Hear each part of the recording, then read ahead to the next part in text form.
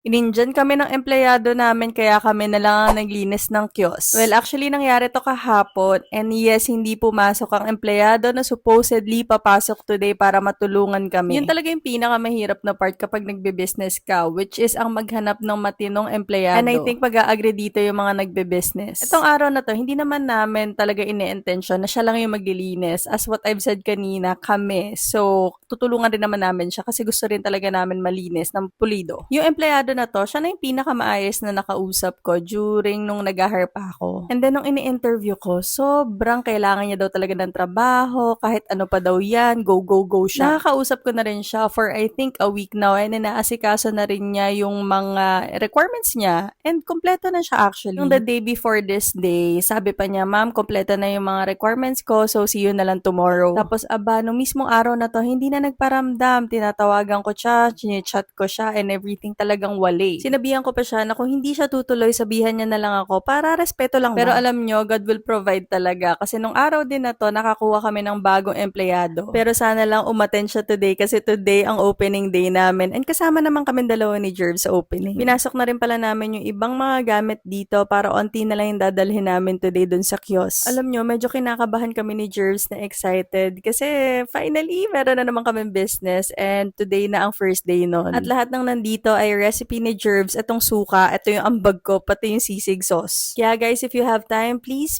drop by. Kami mismo ni Jervs ang magsaserve sa inyo. Guys, tapos na kami maglinis. So tomorrow nang open namin, November 14, 4 o'clock to 11 p.m. See you! See you.